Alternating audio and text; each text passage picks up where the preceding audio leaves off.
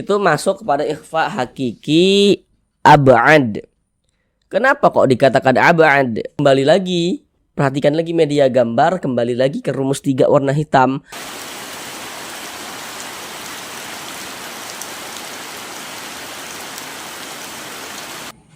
Assalamualaikum warahmatullahi wabarakatuh. Di sini kami akan berupaya untuk membantu saudara semuanya, baik bapak dan ibu yang sudah lansia maupun saudara yang masih muda, yang kiranya masih belum lancar di dalam membaca Al-Quran, kemudian masih belum memahami ilmu tajwid. Maka di sini kami akan berupaya untuk membantu saudara semuanya agar bisa segera lancar di dalam membaca Al-Quran dan dapat segera memahami ilmu tajwid Al-Quran dengan mudah. Nantinya belajar mengaji Al-Qur'annya itu untuk penjelasan tajwidnya akan kami jelaskan dengan pelan-pelan. Kemudian untuk membaca Al-Qur'annya akan kita baca juga dengan pelan-pelan supaya memudahkan saudara semuanya dalam belajar mengaji Al-Qur'an. Baik, mari kita mulai belajar mengaji Al-Qur'an kita. Belajar mengaji Al-Qur'an kita sekarang masih melanjutkan kembali pada surah Yasin ayat yang ke-53. Sebelumnya telah kita bahas ayat yang ke-52, sekarang kita masuk pada ayat yang ke-53. Sekarang mari kita baca bersama-sama dengan pelan-pelan. Setelah itu baru sama-sama kita uraikan tajwidnya dengan pelan-pelan pula. Mari kita baca bersama-sama dengan pelan-pelan. Silakan saudara ikuti, semoga yang belum lancar dapat melatih bacaan saudara agar bisa segera lancar dalam membaca Al-Qur'annya. A'udzu billahi minasy syaithanir rajim.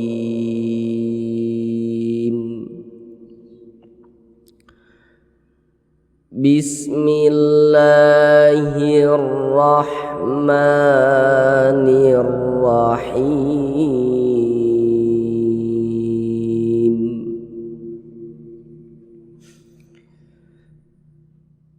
In kanat illa sayhatan wahidatan فَإِذَا هُمْ جَمِيعٌ لَدَيْنَا مُحْضَرُونَ. Sekarang mari sama-sama kita uraikan tajwidnya dengan pelan-pelan. Kami senantiasa mendoakan semoga saudara semuanya dapat langsung memahami ilmu tajwid, dapat langsung bisa mempraktekkan dengan sendirinya ketika membaca Al-Qur'an. Yang belum lancar dapat bisa secepatnya lancar dalam membaca Al-Qur'annya. Pertama di sini ada huruf nun sukun. Ini huruf nun, ini tanda sukun. Nun sukunnya itu bertemu dengan huruf kaf. Selalu kami sampaikan bahwasanya huruf sukun itu kadang disebut juga dengan huruf mati. Karena banyak itu yang belajar dengan kami gitu kan. Ketika kami tanya ini huruf apa? Dijawabnya ini huruf sukun, ini huruf mati begitu. Dia tidak mengatakan ini huruf sukun tapi ini huruf mati. Karena ketika belajar dengan guru ngajinya tuh huruf sukun itu disebut dengan huruf mati begitu. Nah, jadi supaya mudah untuk diingat, maka selalu selalu supaya tidak bingung ya, selalu kami sampaikan bahwa huruf mati dengan huruf sukun itu maksudnya sama saja gitu. Nah, non sukun ini huruf non, ini tanda sukun itu seperti ini. Setelahnya adalah huruf kaf. Nah, perhatikan media gambar di layar. Namun sebelum itu selalu kami sampaikan juga bahwasanya cara mudahnya itu seperti ini. Setiap kita membaca Al-Qur'an, mengaji Al-Qur'an kita, apabila bertemu dengan huruf nun sukun atau bertemu dengan salah satu harokat tanwin. Harokat tanwin itu ada 3 bentuknya. Pasti saudara sudah tahu. Baris 2 di atas huruf, nanti ada baris 2 di bawah huruf ya. Ada yang satunya lagi namanya dhammatain. Baris 2 di atas huruf tuh fathatain, baris 2 di bawah huruf kasratain gitu. Jadi kalau kita mengaji Al-Quran, apabila bertemu dengan huruf nun sukun atau bertemu dengan salah satu harokat tanwin, maka kita perhatikan setelah nun sukun atau setelah harokat tanwin itu ada huruf apa, maka dia akan terjadilah suatu hukum tajwid. Nah, perhatikan gambar di layar. Apabila ada huruf nun sukun atau salah satu harokat tanwin bertemu dengan salah satu daripada 15 huruf yang di samping itu, maka hukumnya adalah ikhfa hakiki. Nah, untuk huruf-huruf ikhfa hakiki itu silakan saudara hafal supaya nanti kalau ada nun sukun, ada tanwin misalnya bertemu dengan huruf-huruf yang 15 itu diantaranya begitu ya, saudara dapat paham, oh ini hukumnya ikhfa hakiki begitu. Huruf kaf itu masuk kepada ikhfa hakiki ab'ad. Kenapa kok dikatakan ab'ad? Karena makharijul huruf nun dengan huruf kaf ini dia jauh, maka dikatakan ab'ad. Ikhfa hakiki ab'ad itu ada dua huruf, ini huruf kaf dan huruf qaf.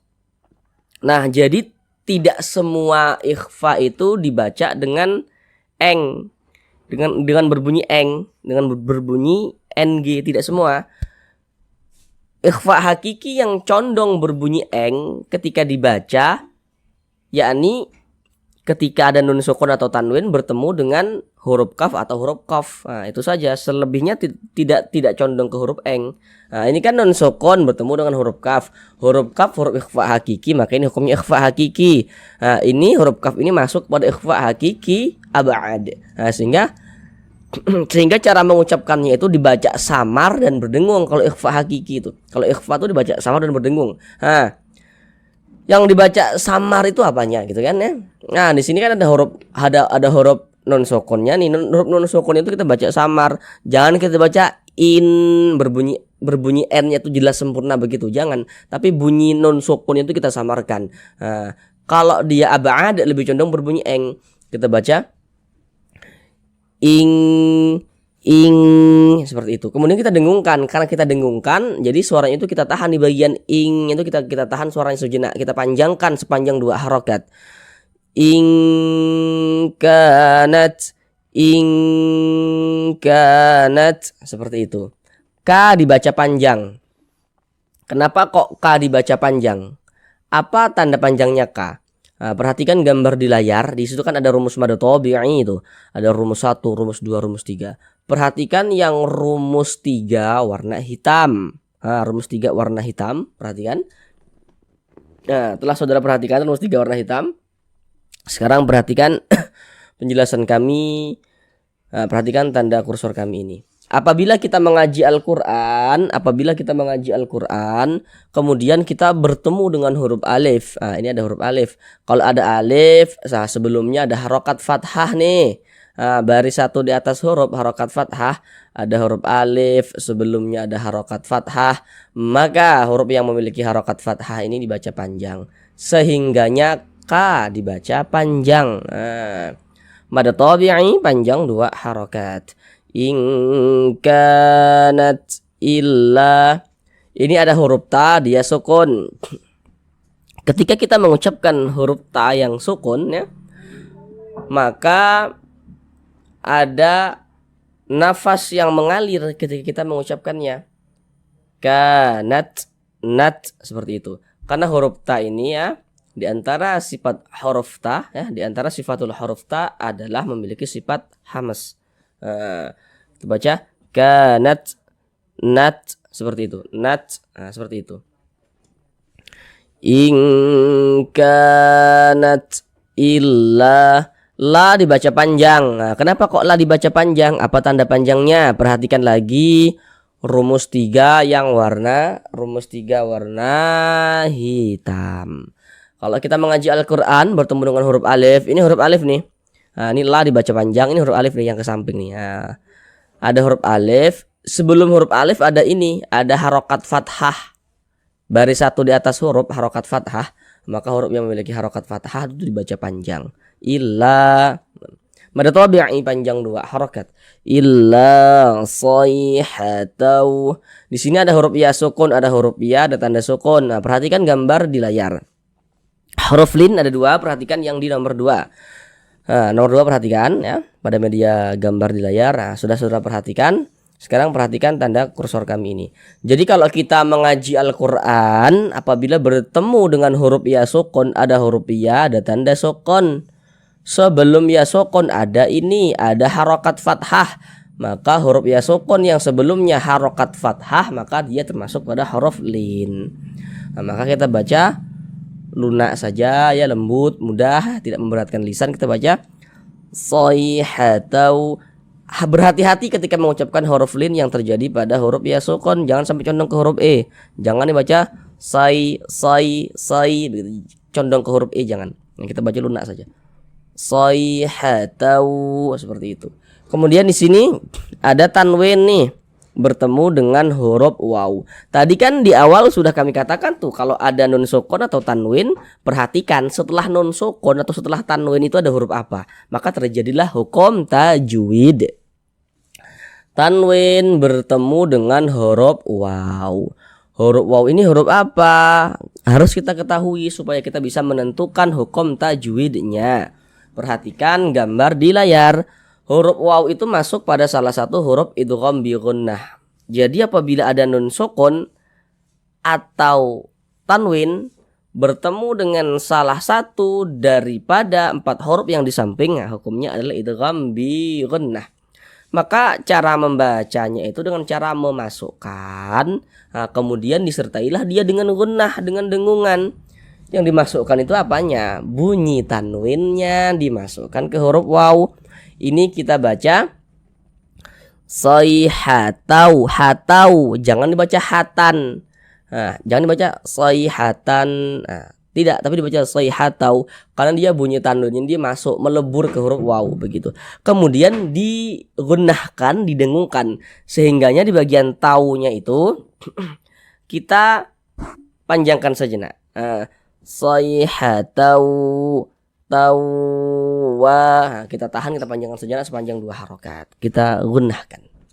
Kemudian wa dibaca panjang. Kenapa kok wa dibaca panjang? Apa tanda panjangnya wa? Pasti saudara juga sudah bisa tahu. Kembali lagi, perhatikan lagi media gambar, kembali lagi ke rumus 3 warna hitam. Kalau kita mengaji Al-Quran, bertemu kita dengan huruf alif. Ini huruf alif nih. Ada huruf alif. Sebelum alif ada harokat fathah, tanda baca fathah, baris 1 di atas huruf harokat fathah. Ada alif, sebelumnya ada harokat fathah, maka huruf yang memiliki harokat fathah itu dibaca panjang. Sehingga wa dibaca panjang, mad tabi'i panjang 2 harokat. Wahidatan faidha, tanwin bertemu dengan huruf fa. Huruf fa ini huruf apa? Kalau tadi di awal sudah saudara hafal huruf-hurufnya, harusnya saudara sudah tahu ini apa hukum tajwidnya begitu. Perhatikan media gambar di samping, huruf fa itu termasuk salah satu huruf ikhfa hakiki, dan dia masuk pada ikhfa hakiki awsat. Kenapa kok dikatakan awsat? Karena makhrijul huruf nun dengan huruf fa itu dia di tengah-tengah, tidak jauh juga tidak dekat, maka dikatakan awsat. Huruf nunnya mana begitu kan? Ini kan tanwin. Tanwin itu kalau kita ucapkan, nah coba ini kita ucapkan tanwin nih. Wahidatan. Nah itu di ujungnya ada huruf nunnya kan, yang tampak ketika kita ucapkan. Tapi dari segi tulisan mana ada huruf nunnya nih. Tapi kalau ketika kita ucapkan dia tampak di ujungnya tuh. Wahidatan. Kan tampak kan huruf nunnya.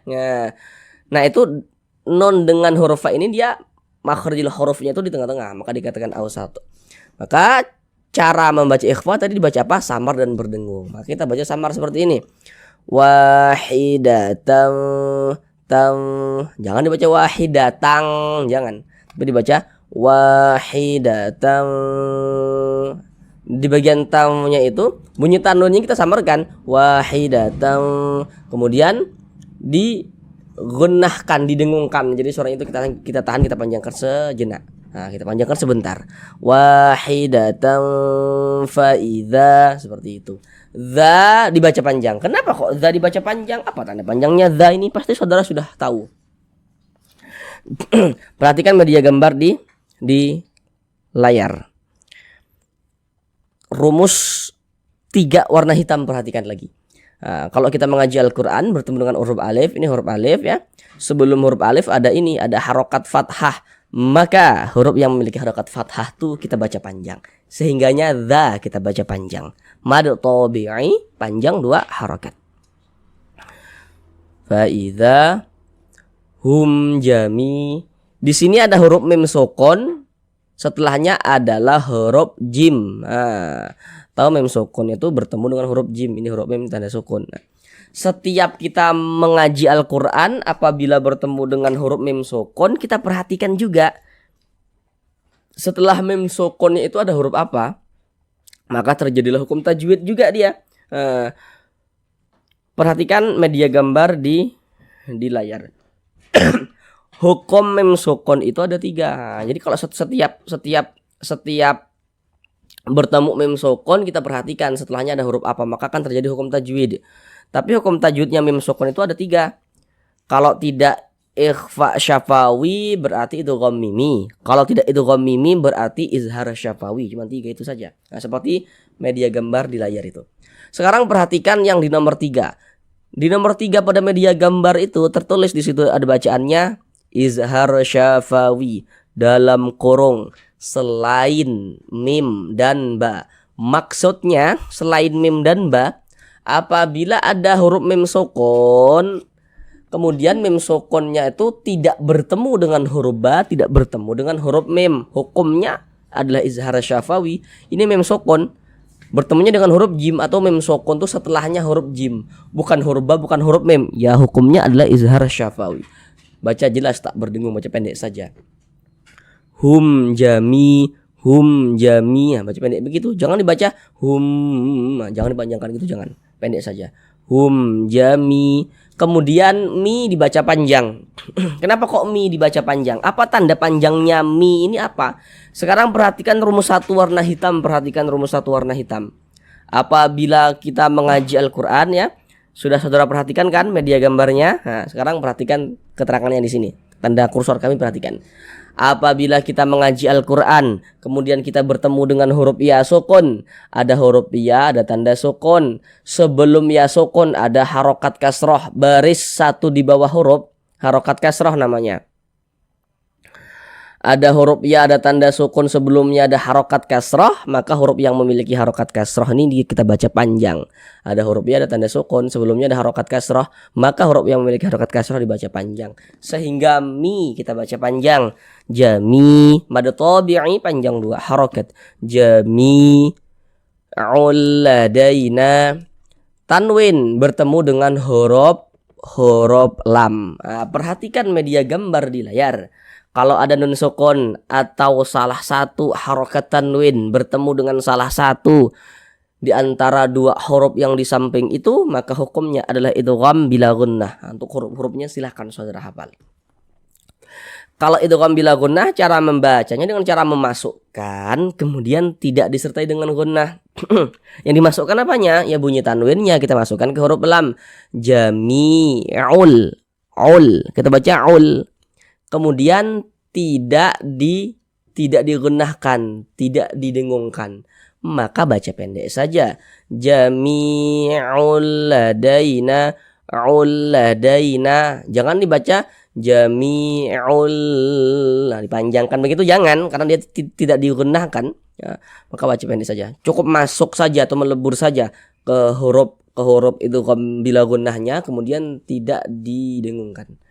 Jami'ul ladaina. Ada huruf ya sukun, sebelumnya harokat fathah. Nah, di sini media gambarnya tidak kami tampilkan lagi karena penjelasannya sama dengan ini. Ada huruf ya, ada tanda sukun, sebelumnya harokat fathah. Huruf ya sukunnya apa namanya? Ya huruf lin. Terbaca lunak saja. Ladaina, na dibaca panjang. Kenapa kok na dibaca panjang? Apa tanda panjangnya nah? Harusnya saudara sudah bisa tahu karena tadi sudah beberapa kali kita temui, gitu kan? Perhatikan lagi rumus 3 warna hitam. Nah, kalau kita mengaji Al-Quran bertemu kita dengan huruf alif. Ini huruf alif nih. Huruf alif disambung dengan huruf nun, cuman di sininya nih. Cuman kan yang kita perhatikan bukan sambung menyambungnya, bukan. Asalkan ada huruf alif sebelumnya ada harokat fathah nih, maka huruf yang memiliki harokat fathah itu tuh kita baca panjang, sengenyenang kita baca panjang. Madu tabi'i panjangnya 2 harokat. Ladaina muhdharun. Run dibaca panjang. Kenapa kok run dibaca panjang? Apa tanda panjangnya? Ini namanya mad arid li sukun, tapi pada awalnya dia namanya mad tabi'i.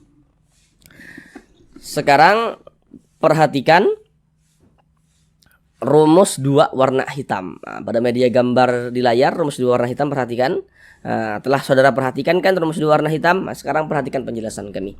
Apabila kita mengaji Al-Quran, bertemu dengan huruf waw sukun, ada huruf waw, ada tanda sukun. Sebelum waw sukun ada harokat dhammah nih, maka huruf yang memiliki harokat dhammah itu dibaca panjang. Sehingga ru kita baca panjang. Pada awalnya ini dia namanya adalah mad tabi'i pada awalnya. Kemudian mad tabi'inya itu bertemu dengan ini, dengan huruf yang kita sukunkan, berubah nama menjadi mad arid li sukun. Mad arid li sukun itu panjangnya boleh 2 harokat, boleh 4 harokat, boleh 6 harokat. Yang terpenting konsisten dalam sekali bacaan. Maksudnya itu dalam setiap kita mengaji Al-Quran, kalau mad arid li sukunnya itu kita baca 2 harokat, maka semua mad arid li sukun pada saat kita ngaji itu kita baca 2 harokat semua. Kalau kita baca 4, maka semuanya kita baca 4 begitu. Tidak boleh selang-seling, tidak boleh. Huruf yang kita sukunkan mana? Huruf nun. Ini kan kita baca muhdharun. Jangan dibaca muhdharuna, jangan, tapi dibaca muhdharun. Mengapa huruf nun kita sukunkan? Jadi peraturannya tuh kalau kita mengaji Al-Quran, kaidahnya itu kalau kita mengaji Al-Quran, kemudian kita berwakaf, berhenti tepat di huruf yang tidak dibaca panjang, hurufnya tuh kita sukunkan. Ini kan kita membaca Al-Quran nih, kemudian kita berhenti nih, berwakaf nih, tepat di huruf nun. Nah tadi apa? Kami katakan peraturannya itu kalau berhenti tepat di huruf yang tidak dibaca panjang, hurufnya kita sukunkan. Kita berhenti di huruf nun kan tidak dibaca panjang, maka hurufnya itu kita sukunkan. Sehingganya kita baca muhdharun seperti itu. Sekarang mari kita ulang bersama-sama sekali lagi dari awal. In kanat illa sayhatan wahidatan fa idahum jami'un ladaina muhdharun.